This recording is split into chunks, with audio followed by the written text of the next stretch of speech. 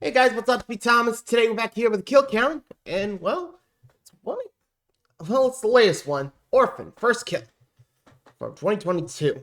So yeah, the prequel to the first Orphan movie, where the orphan turned out to be an adult. Now we're about to see her origins, and I guess her first victim family. I guess. Well, we're about to find out. So, shall we hop in? Let's see how many she gets on her first time around, huh? Let's see what you got, Esther. Be sure to like, subscribe for more. Hope you enjoy. Here we go. Welcome to the Kill Count, where we tally Hey-o. up the victims in all our favorite horror movies and show you how they got made. Figure maybe we should start letting newcomers know that. I'm James H. Yeah. and today we're looking at Orphan First Kill, released in 2022. First Kill is a prequel to 2009's Orphan and is probably the least likely prequel ever made. If for some weird reason you're watching this video without knowing anything about the original, please go watch do. it. It's an amazing first-time viewing experience, and this episode will spoil what happens. This Kill Count will also, obviously, spoil Orphan First Kill, which is also worth watching unspoiled. You wouldn't think they'd be able to have surprises in this thing, but they do, and damn do they hit hard. Okay, I've given fair warning, so let's get on with it. In the original Orphan, the big twist was that Ester Coleman, the evil orphan, was in actuality a 33-year-old Estonian woman 33. who had a glandular disorder that left her looking like a little kid. This prequel follows Lena Klammer before the Coleman family adopted her, as she bluffs her way from an Estonian insane asylum to an orphanage in Connecticut. Instead of wondering what's up with the homicidal kid, you're wondering how long Ester can get away with it. Thankfully, the first movie screenwriters, David Leslie Johnson McGoldrick and Alex Mace, came up with a clever script to keep things interesting. And directing it is William Brent Bell, whose long career in horror includes Stay Alive, The Devil Inside, and The Boy! In the first film, Esther was played by an actual child, the then 10-year-old Isabel Furman. Furman reprises the role in First Kill, which takes place 2 years before the first film, meaning this kid-looking adult is now being played by an actual adult. When I played Esther originally, I was 9 years old, and I'm 23 now. It sounds like a recipe for de-age disaster, but Bell didn't want to use CG. They instead relied on tricks that included body doubles, Frankenstein boots, eye-enlarging contacts, oversized wardrobe, and intricately designed makeup. You never quite forget Isabel Furman is a grown-ass woman. I mean, the side-by-side clearly shows she's a much older human being. You're you certainly can not tell. the little girl I once knew. But they sell her stature enough to buy it for 100 minutes, especially since we know the character's really an adult. Between the trick photography and the committed performances, Orphan First Kill is a little more fun and a lot more campy than the original. My only big complaint is with the look of it, especially early on. What the fuck is with that haze? It's worse than Scream 4's filter. It's just so unfortunate to look at. But hey, as long as we can still see those kills, right? Let's get to go. them. Huh. No sponsor segment. That's new.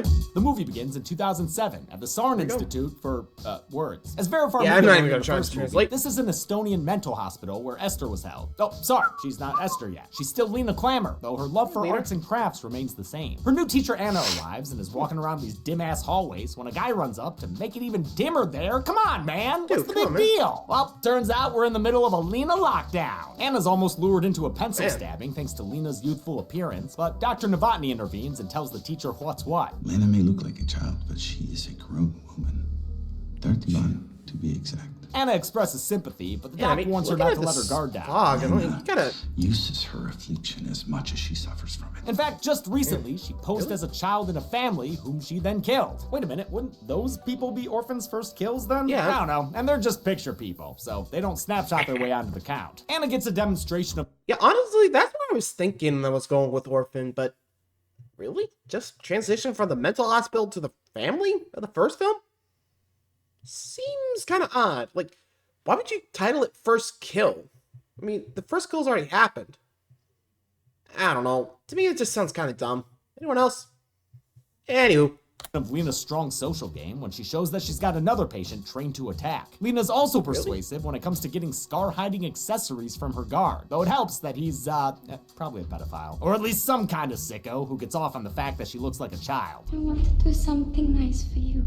You can come in. The interaction is made even do it. creepier when we see it through a security cam that uses a real kid double for Isabel Furman. The footage shows us how it's kinda, supposed to look objectively in a world where Isabel Furman isn't a human being who ages. She had two child doubles, Sadie Lee and Kennedy Irwin, and helped coach them in their creepy kid acting. My favorite part was honestly doing this with you guys. It was so cool. She used her experience and leftover notes from the first film to keep them childlike. Because I had to explain to them how to do these scenes in a way that wouldn't jeopardize their innocence they and got their the, wonderful childlike wonder if they got the quality that they notes, brought too. to it. Lena steals the guy's key card and then his life, because it's one, Two, two, three, three, four, five, five, six strikes her out six. for first kills, first counted kill. Lena swipes her way into an amazing trick shot and a highlight of this opening sequence. For the long take of Lena's great escape, Furman tags in and out with her doubles multiple times without cutting, alternating based on if Lena's face is seen. When it is, it's obviously Furman, but when we only see her from behind, it's a much younger double. It's done masterfully by the cam op, Furman, and her doubles Lee and Irwin. This technique is called the Texas switch and is used to transition from actors to stunt doubles in the same shot. This long take even goes into the elevator and onto the ground floor, but that's when Lena fails her stealth mission. Thankfully, she's got that murderous intern trained well, and while the guard is being attacked, Lena cuts the cams, unlocks the doors, and gets the heck out of there. Rough being this nameless guard, he gets pulped with his own billy club and dies to a subcontractor paid in candy. Lena makes it outside in time to scare Anna. Hush, little baby, don't say a word. Foolishly, Anna does say a word. Instead of just leaving, she runs back inside, but the staff isn't able to find Lena. Wonder if she could be in Anna's back seat. Anna drives back to what I'm assuming pretty is sure meant she to is. be Tallinn, the capital and largest city of Estonia. In reality, though, it's Winnipeg, you idiot! Since the entire Yeah, from movie is Winnipeg, you filmed idiot. there. She gets home where her trunk mysteriously pops open on its own, but she doesn't find a portable psychopath inside, since Lena's already snuck into her apartment, and she has a strict no soliciting policy. Lena makes herself at home and hops on the piano to score her own montage. Nothing like a bottle of 2-ruble Chuck. She could get used to this. In no time at all, she's Klopskiing missing American girls and finds one named Esther. Yes, your adult face perfectly matches that child's. With some handwriting practice and a couple of hair ribbons, Lena is no longer, and Esther is born. Now she's ready for her ruse, her cunning attempt to trick people. Except, I feel like there's something she's forgetting. Yeah, aren't you Oh forgetting- yeah, Anna! She's still alive. Oh, Anna.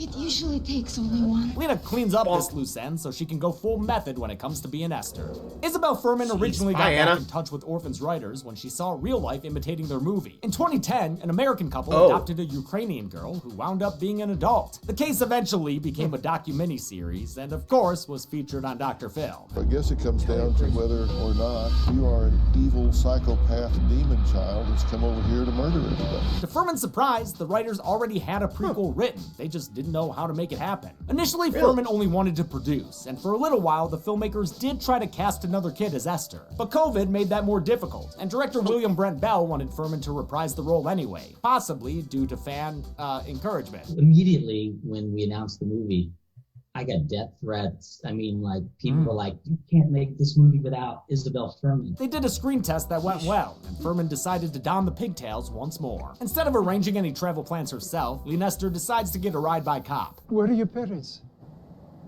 My parents are in America. She's talking about the real Esther's family, the Albrights, who live in Connecticut, the nutmeg state. In the 4 years since their daughter Esther's disappeared, the family's been dealing with it in different ways. Father Alan is still suffering, while Mother Tricia is trying to move on. Esther's not coming back, Alan. She does so by focusing on their son Gunnar, who also hasn't let his younger sister's disappearance deter him. He's living his life. That's why he's still an all-star fencing champion. The Interpol needle drop here shows just how much Tricia loves her son. It almost veers into creepy territory. Esther's disappearance had been investigated by Detective Donin, who, after 4 long years, finally has good news for them. Their daughter is alive, and in Russia. Tricia hops on the next flight to Moscow for a loving mother-daughter reunion. It's me. It's Mommy. Don't worry, Mom. Esther was just waiting for a camera cut so she could hug her at proper scale. Everything is right now. Everything is all bright. Except not really. Tricia notices Esther's acting weird, like calling her dad father and failing some basic family trivia about her grandma. Oh, I can't wait to see her. No, sweetie. She passed. Remember?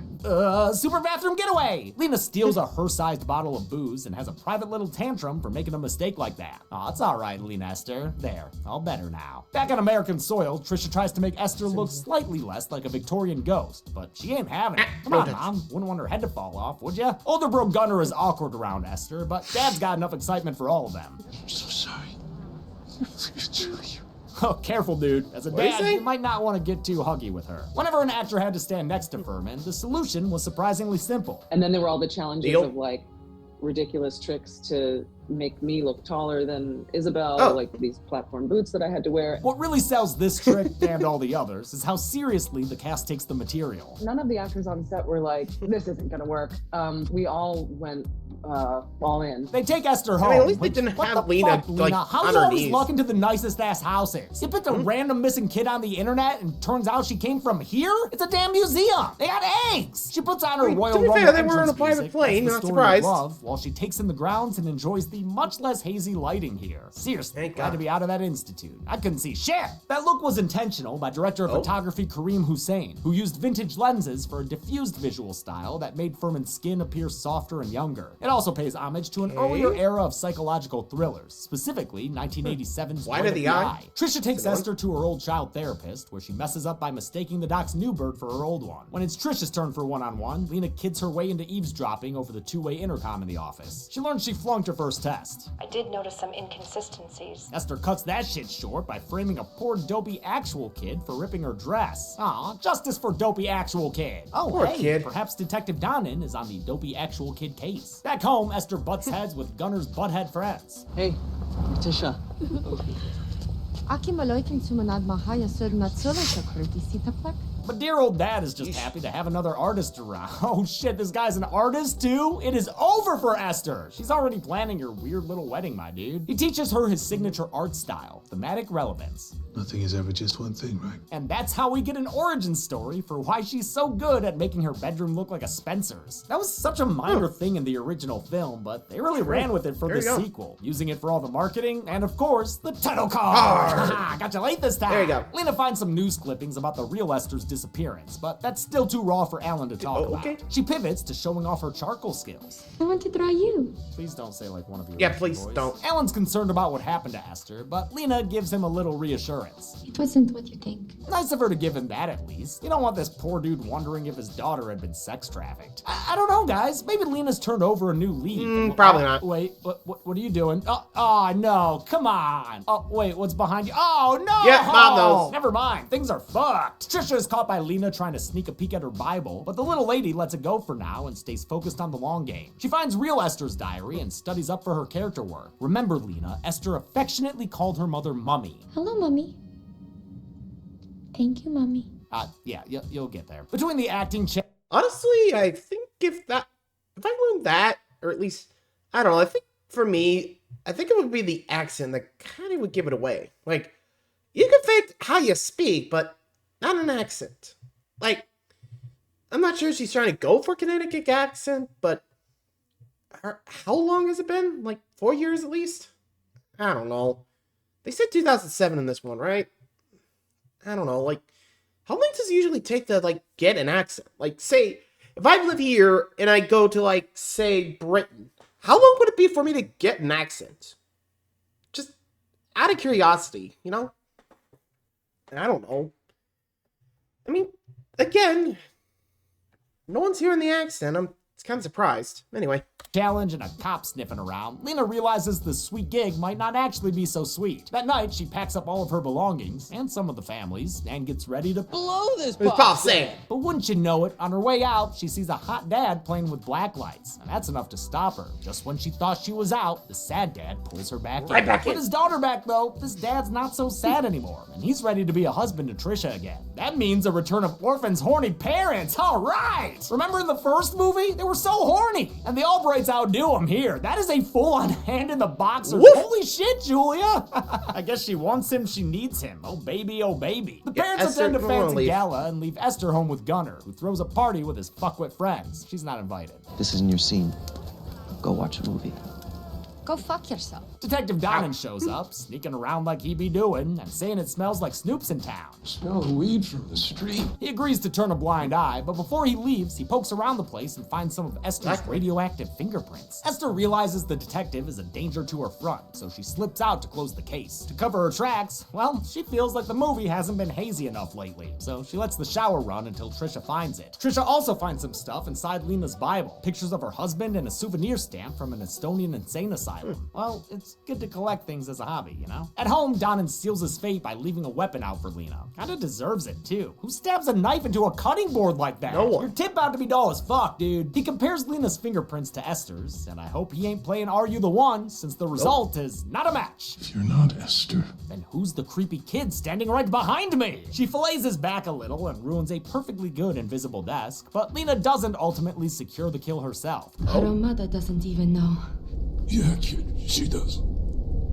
Oh shit, what the fuck? This Trisha twist is incredible What? and is met with some appropriately incredible reactions. Honey. The fuck are you looking at? Before we get an explanation, Trisha makes sure Donnan is dead with a quintuple tap. Wow, Trisha ain't messing around. Jeez, Trisha, She's what the heck? quickly caught up on the present situation. So let me get this straight. You're a grown-ass woman? She's smart enough to figure out that if Lena didn't just rob them, she might be going after something bigger, like an inheritance or maybe even a husband. Of course, something has seemed off about Trisha's reaction to reuniting with her daughter from the very beginning. Let me guess, Turns she out killed she Esther? always knew this couldn't be her real daughter, because the real Esther was accidentally killed by Gunnar, and Mom's been covering for her son. What was I supposed to do? Hand over the only child I had left over some sibling bullshit that went too far? It's a twist modeled Sorry, what? after what Oh, many JonBenet. suspect to be the truth in the infamous JonBenet Ramsey case. But even though Lena knows the truth now, Trisha can't exactly kill her or let her leave. We can't have Esther disappear twice now, can we? And so they find themselves Well, in an Estonian this is standoff. new. The mom will keep the stranger around to cover her ass, and as a bonus, it'll keep her husband happy and healthy, and horny. You chose this role, and now you're gonna fucking play it. This twist is nearly as good as the first films, and happens even earlier, so we get to enjoy the fallout for longer. It's a brilliant decision to give Esther a worthy adversary, just as sick and twisted as she is. Julie Stiles Yeah, okay, I gotta admit, I did not see that one coming. Like, the mom, or at least the brother kills the daughter, mom's covering it up, and wow. Yeah, I bet Esther is like, or at least Lena, sorry. Lena's just thinking like, okay, I picked the wrong damn family. No wonder she leaves.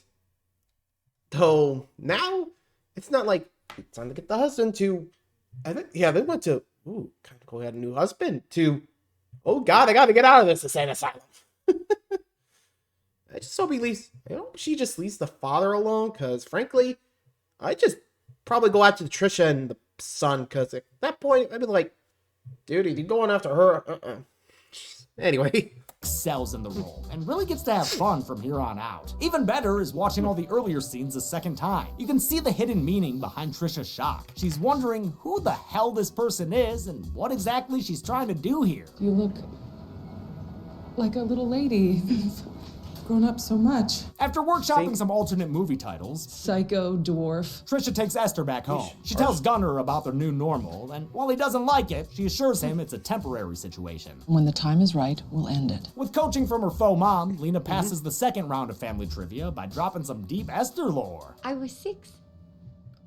We saw bears, and a chipmunk stole my sandwich. Oh my god, there were so many chipmunks. This scene shows off one of the film's smaller de-aging tricks. I think the only, facial effect that we did is I wore contact lenses that made my eyes bigger. Although the contacts were director Bell's idea, effects artist Doug Morrow was in charge of Furman's age-defying makeover. He ditched prosthetics early on and simplified the transformation to 40 minutes of makeup every morning. It was still enough time for Morrow and Furman to become fast friends. Every day I would bring my speaker into hair and makeup and we would play 80s music and Doug and I would dance, and then we were like, oh, we actually have to work. Morrow worked on Curse of Chucky and more recently on Violent Night, which coincidentally shares a lot of this movie's cast and stunt crew. Stephanie Sy played the flight attendant here, then would go on to be a Holly Jolly hit woman named Sugar Plum. While her eyes are made bigger, other parts are made smaller as Trisha forces Lena to hobnob with her fellow snob moms. She's debuted as a debutante, prettied up in pink and playing the piano. Gunner's still uneasy about the stranger in his house and tries to assert dominance only to get his little bitch face bitch slapped.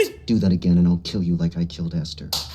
There you go. Wiener tries to say she isn't Yeah, that's important definitely like like, that, since the Albrights trace their lineage back to the Mayflower. He gets a little childish about it too. This is America. Don't catch you slipping now. Like everyone else in the cast, Matthew Finlan understands the assignment. He's got a few line deliveries that kill me, like when he explains away Esther's weird behavior. She's probably tired from all that piano playing. Tensions simmer between Lena and Trisha over Alan. Lena tries to make a move by making out with his hand, okay, but Trisha shows that she's top dog in this competition. If you'll excuse me, I'm gonna go upstairs and fuck my husband. Screenwriter David Coggeshall, who wrote for the Scream TV series, likes to credit Bell for this movie's dark humor, but the director cites lines like this as proof that it was always on the page. Trisha calls Lena a mutant that no man will ever love, and as payback, Lena makes her a shake that tastes a little more plaguey than usual. Oh god, that is so fucking gross. And she dumps it down the garbage. Oh, that's a rat. You're gonna dull those blades, dude! Will someone in this movie please think of the blades? Ellen has to leave for an event, and the family sees him off at the train station. Lena tries to Frank Underwood Trisha, but is thwarted so close. after Ellen leaves is informed she done fucked up. You think you can fucking kill me? Lena realizes they're done playing this game, so she steals Trisha's purse and gives her fake brother a face full of pepper spray. With a flip of the bird, she's off to the races in the family Range Rover. This drive is all about self-care, baby, with a Flashdance soundtrack, a sociopathic soccer mom's lipstick, Top Gun shades, and an old cigarette that she maybe found between the seats. Out here looking like season 7 Peggy Olson. Lena's pulled over and arrested, so Trisha bails her out and starts planting the seeds of her future untimely demise. I mean, there's constant lying and these outbursts of anger. Back at Albright Manor, she decides it's time to disappear another Esther, but the new model catches on quick. Fuck. Gunnar restrains her, here but we a go. spit and a squirm lets her get away and square up for round 2 at the top of the stairs. History repeats itself with new Esther, as Gunnar accidentally throws her down the stairs. I didn't mean to. Accidentally kill Esther once? Shame on you. Accidentally kill Esther twice? Shame on mom. Yeah, Before shame Trisha on can both cover of you. for Gunnar again, she gets a call from Alan, who says he's on his way home. Since Lena's still alive and about, Gunnar tries to swashbuckle her to death with his fencing saber. He fails in his efforts to be stabby with the crossbow. and Lena parries with a bolt to his stomach. Then she thrusts until there's not much left to thrust 17 into. times. Never knew fencing had fatalities. Trisha is not happy about her Golden Boy's defeat, so now it's mano a mamo, a showdown for who will ultimately get inside Psycho Alan's Mom novelty versus boxer briefs. Psycho They Weirdo. tear into each other like it's the Strode-Myers title fight. And occasionally, you catch yourself thinking, yo wait, did Julia Stiles just toss a child? The fight was brought to life by the actress's stunt doubles. Furman's was Alexandra Frolinger, while Stiles was doubled by Kristen Sawatsky, who also played Federica, Lena's trained attack inmate. The chase continues as a gas fire destroys the Albright kitchen. Damn, is this place insulated with dry newspapers? It's going up Honestly, I faster think than I would've Mary just Lou on gone- prom night. Looks like they There are oils accomplished on the this, walls. at least partially, with miniatures, which, I always love to see. Trisha corners Lena and explains how she'll cover her tracks. The deformed freak who manipulated our grief, murdered my son, and tried to kill me. Lena's nice enough to listen to the I mean, whole he ain't monologue wrong, before but throwing herself if out only the she window. knew that- Such a polite young lady. A rooftop fight sees the two of them sliding down and hanging Whoa. on for dear life. That's when Alan makes it home, just in time for the good son decision. Does he save his emotionally distant wife or the daughter that, gets him, man? I feel like I've seen this before. And the winner is... Trisha tries to tell him the truth about their little girl, but he's not strong enough to save them both, so she falls to the ground. Oh my god, dude, her head just fucking exploded all over the driveway. That was like a gravity-powered curb stomp Literally. or something. Wow, fucking gnarly. With bare minimum grief, Alan saves his miniature muse and is inspired to take up sculpting on the spot. What the fuck? This is messed up. Whole lot of emotions going on right now, I'm sure. This poor man just can't catch a break. He also can't catch the roof after he slips, so Alan joins his wife on bye. the ground 2 stories below. He doesn't die with the same curse splat, which is simultaneously more dignified and way less cool. Single again, Lena walks Poor back Esther. into the towering inferno and down the flaming stairs, looking kind of like the alternate ending of the first film. Better watch all that smoke inhalation, Lena. It'll age you. You've still got to pretend to be a little girl. After all, this is a prequel, and the movie ends with her therapist vowing to find Esther a new family by placing her in an orphanage. How big was Esther's body count before she became a Coleman? Let's go find find out out. and get to the numbers. Are you Cut. We're good. sitting? All right. Are you sitting? Oh. Okay. I see what we did. Nice. 7 people died in Orphan First Kill, more than twice the victims of the first film. Of those, 5 were men and 2 were women, because that little lady was a man-eater. Rawr. We've seen this count break down in 4 other properties on the Scream, kill Urban count, Legends, half of Bones which and were All, just and covered in the Boy Meets past year. With a runtime of 99 minutes, Orphan First Kill gave us a kill on average every 14.14 minutes. I'll give the Golden Chainsaw for coolest kill to Trisha. Sure, she just falls off see a ya. roof, but then her head pops like a pimple. That's the kind of surprise that makes kills worth counting. And Don't don't say the shade. lamest kill will go to the guard that gets beaten by Esther's sleeper cellmate, mostly because the guy got outsourced to death. And that's it. Orphan First Kill came out in 2022 and was nominated for Best Sequel or Remake at the Dead Meat Horror Awards last year. Another Orphan film may already be in development. I can only hope. How? Until next time, I'm James A. Janice. This has been The Kill Count. Thanks a lot for watching.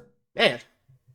So, what I'm thinking with the third kill or at least the third Orphan film, I swear, this whole thing's going backwards. Like, Orphan, we see her demise. Second one, we see her how she got to the family. And now, my bet, the third film, we're about to see how she got into that insane asylum. You know? I swear, that's where this is going anyway. I'm not sure if I'm right, wrong, but we'll find out. Till then, thanks for watching, everybody. Adios.